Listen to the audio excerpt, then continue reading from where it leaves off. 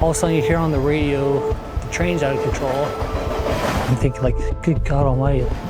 What Daniel said to him is the word sketchy.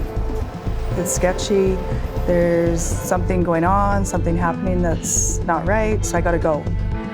I was ordered to stop investigating.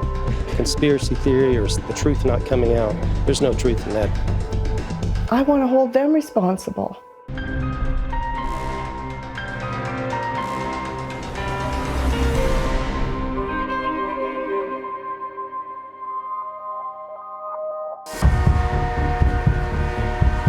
My name is Dave Beglins. How are you, sir? Good.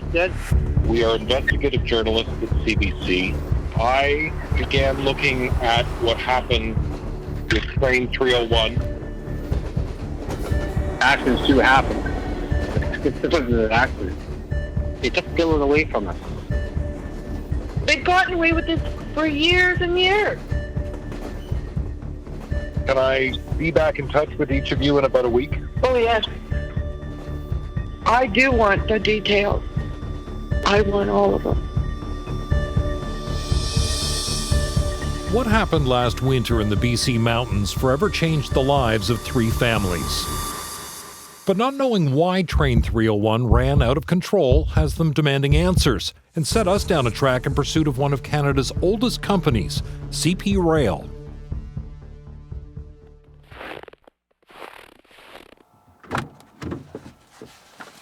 I got a call from dispatch to go to field to pick up a crew. That night it was minus 28. Driver Rob Marshall brought a relief crew up the mountain to take over a train. 301 had been forced to make an emergency stop at the top of the hill because it was having trouble with its brakes. Marshall remembers the talk in the van as he drove. From what I can remember, their conversation was simply about the processes of what they were going to do that night to do the work and get going as quick as possible on the train. Like, they were upset that they had to work in the super cold weather and they got called for this train. The men in his vehicle were 33-year-old Dylan Paradis, 54-year-old Andy Dockerell, 26-year-old Daniel Waldenberger Balmer. Normally an adrenaline junkie, Daniel sensed something was wrong with the parked train right before he boarded. Worried, he texted his best friend. What Daniel said to him is the word sketchy.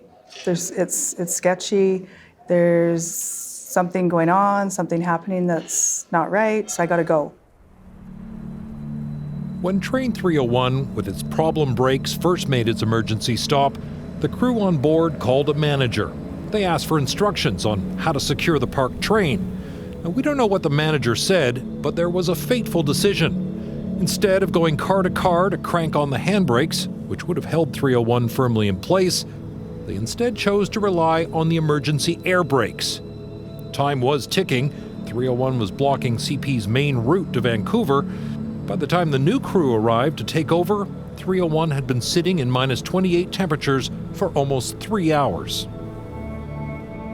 It's just on emergency brakes, and because it was so cold, the air was bleeding out of the brakes.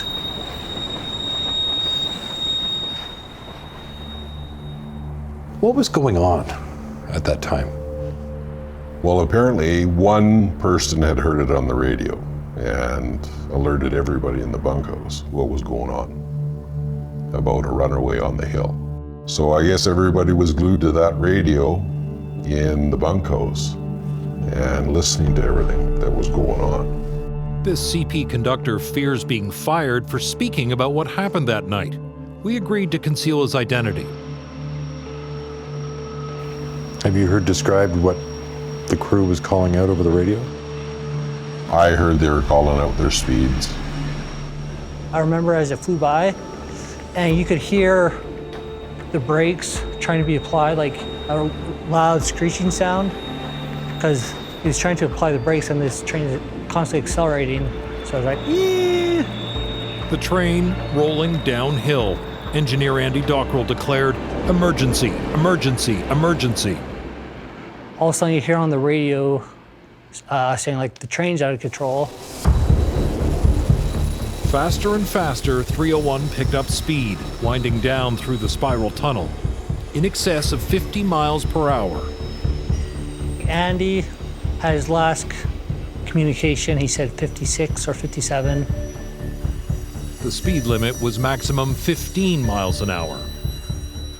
Cell phones were going off, texts were going off. This is what's happening in the field. Multiple texts all over the place of play downs. It was very unnerving because you knew that he was like trying to slow it down, but it wasn't being effective. As the train is flying by, I'm thinking like, good God almighty, like this train could derail and kill these people that I just drove up here. Then they went through the tunnel. It was complete radio silence. And the RTC saying, "Engineer Andy, do you copy?" That was very eerie because you knew that something was wrong.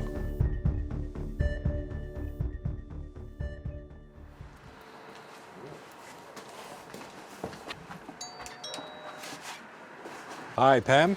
Hi, Dave. Come on in. Thanks for having me. It's good to have you. I'm anxious to hear. Take me to the moment that you found out. I got a call at 7 in the morning. I thought there's a scam going around where you get a call from somebody saying, I'm in an accident, or your son's been in an accident, send us money, or he's in jail.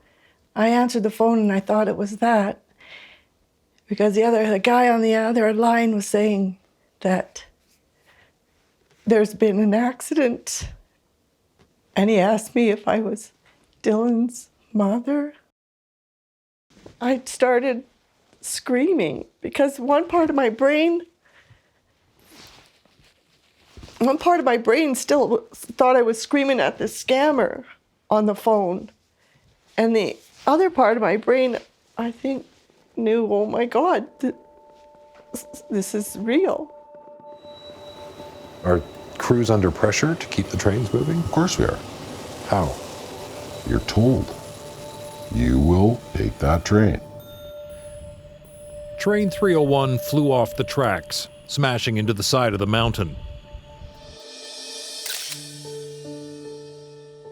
Engineer Andy Dockrell was killed instantly. Conductor Dylan Parody crushed to death.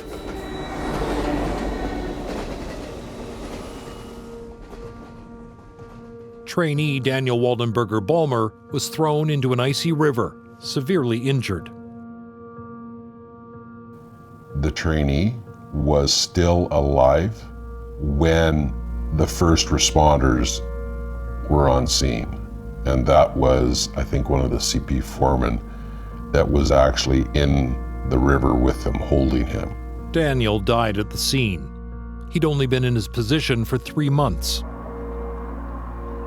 You know the guys who were in that bunkhouse. I mean, what kind of toll has this taken on them?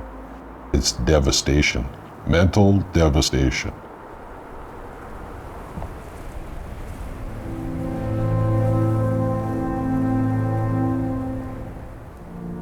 Workplace death investigations are often shrouded in secrecy. The Transportation Safety Board won't issue its findings for at least another year, leaving the families fearing the worst. Who do you think is responsible here? I know Dylan and his crew didn't do anything wrong. Well, I hold CPR responsible. Their bottom line to keep the trains rolling, no matter what, killed my son and his crewmates. I want to hold them responsible. She's not alone in her suspicion. We've discovered there was also a police investigation into the crash, conducted by CP Rail's own police force. That's right, CP investigating itself. For over 100 years, CP Rail has had its own company police service, authorized to uphold the laws of Canada along the railway. I was the primary investigator of the file with regards to the derailment event that took place. This former CP police officer began talking to witnesses and gathering evidence. He even began looking into possible negligence by his own company. But he says he was ordered to stop investigating just 1 month after the derailment. Tataryn resigned 6 months later. I was embarrassed to be part of this investigation. Well, you've got a police agency that's essentially running shop how they want without anybody making sure that there's any police due diligence. What were you after and why? I was after the audio recordings who at the time of the event were being emitted over the air, over the radio channel. Essentially could include a dying declaration by the 3 members of the rail crew on that train as they were coming down that hill. And you asked for it, and what I happened? asked for it and it was denied. Now, CP police say Tataryn worked alongside 2 other officers and dispute that he was the primary investigator. They say their crash investigation was thorough and resulted in no charges. They also say Tataryn resigned when he became the subject of a misconduct investigation, and they concluded Tataryn violated policies and that he knowingly, negligently, or recklessly made false, misleading, or inaccurate statements in a CP police report. Tataryn dismisses that. He says he left for a job at the RCMP and says the real issue is what happened to Train 301. I can't answer as to what they were doing, but in my opinion, I would say it was some type of cover-up or an attempt to not provide information. And if I was in the shoes of the families, I'd be asking a lot more questions as to what took place. It's been over 10 months now. We should have some sort of answers by now. When we come back, those families demand answers about a string of critical failures. There's a compelling case on the facts of criminal negligence.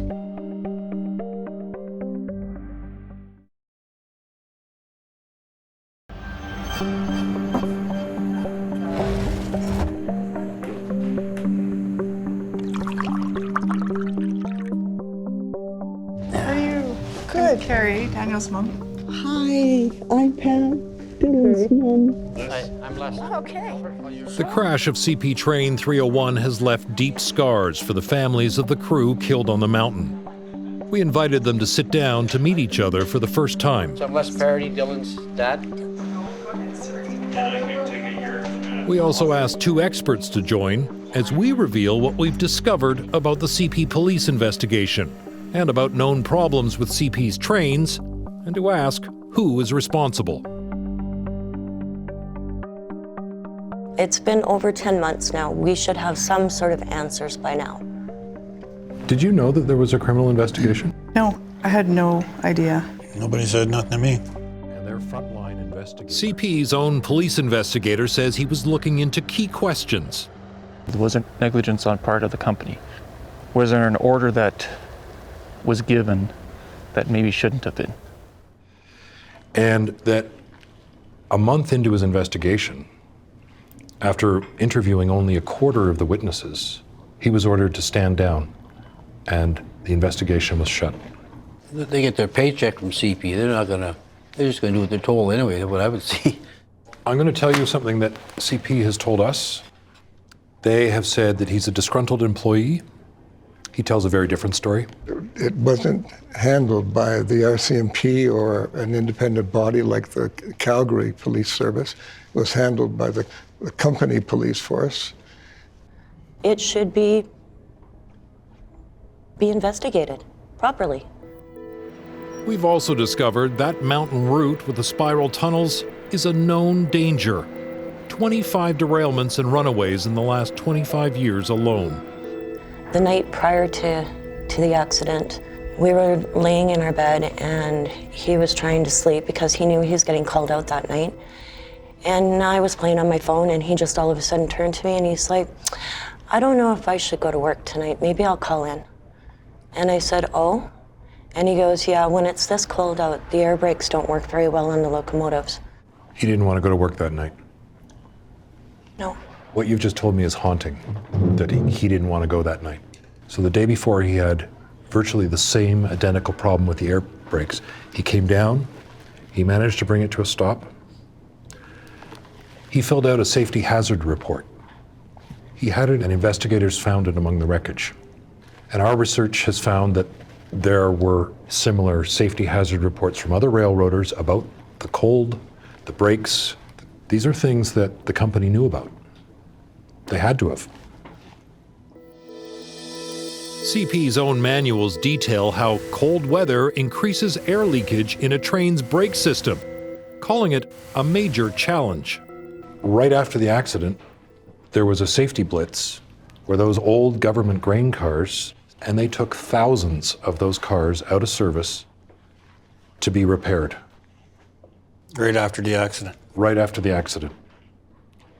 And we found research reports published in 2018 where they knew that their inspections of these grain cars were letting all sorts of problems pass. Just running junk. Inspections failing to catch many cars with zero or very low brake effectiveness. It's constant. What my son's last emotions, the fear, the terror he must have, he would have been worried about the girls at home. That's constantly in my mind. That's what's in my mind too, coming out that Leper Tunnel and that straightaway to the Kicking Horse River. And Well, you know it would have happened fast. but they had a few minutes to think about what was going to happen. Fear. I was Total going fear. to say the fear they must have been feeling.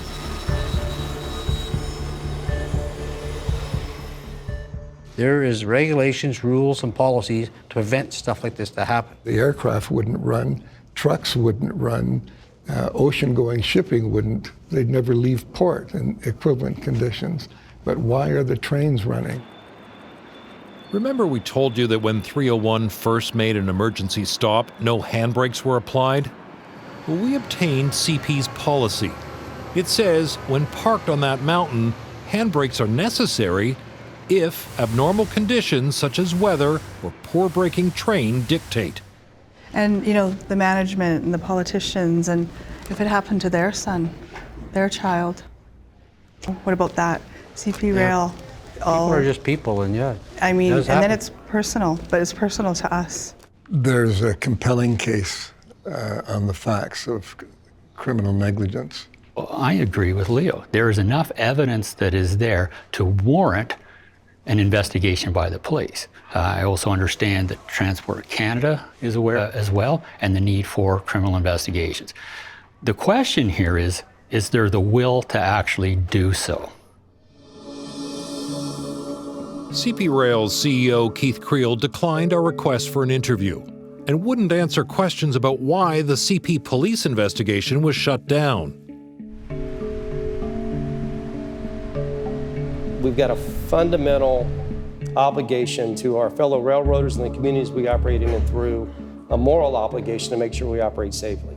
So, our Mark Kelley paid him a visit at a railroad conference in San Diego where he was keynote speaker. Mr. Creel, my name is Mark Kelley.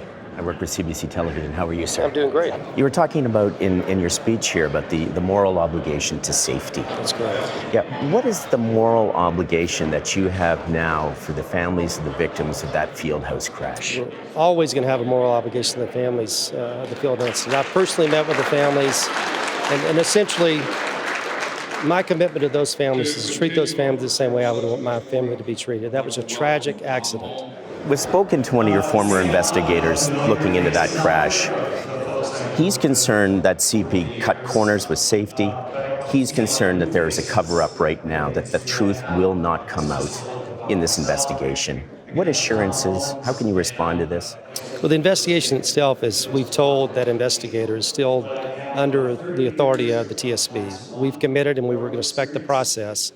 I can tell you, at the end of the day, cutting corners, it's not something that we're going to embrace. As far as some conspiracy theory or the truth not coming out, there's no truth in that concern, that's for certain. But the CP, you have your own police force. Would you be open to perhaps the RCMP coming in to investigate this so there's no even appearance of a conflict of interest? We've worked in lockstep with the RCMP from the very beginning. They still retain jurisdiction over that investigation. If they want to step in or research or investigate anything that they haven't looked at prior to now, they're certainly welcome to do that, and we'll work in partnership to make sure we make the facts available to them as we know them. We make mistakes, but at the end of the day, we learn from our mistakes and we grow stronger as a result. That's what this company will do. Are you concerned that mistakes were made in this incident? Again, I can't comment to the facts until I look at the facts and I'll look at them objectively. And if we have some, then we're certainly going to take action with them. That's all further comment I have. Thank you, sir. Thank you so much. Thanks for your time. Thank you. The RCMP says they've never done their own investigation, though the Mounties say they'd of course be willing to step in if a request is made.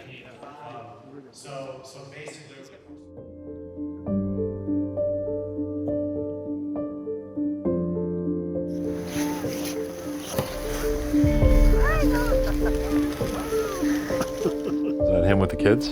Yeah. Molly and Meadow and his love, Jen. On his birthday, I would make all his favorite foods. And we'd have a birthday feast of all his favorite foods, one of them deviled eggs. When I went there the day he was killed, there was a plate of deviled eggs in the fridge that he'd made the night before he went to work. A plate of deviled eggs can break your heart.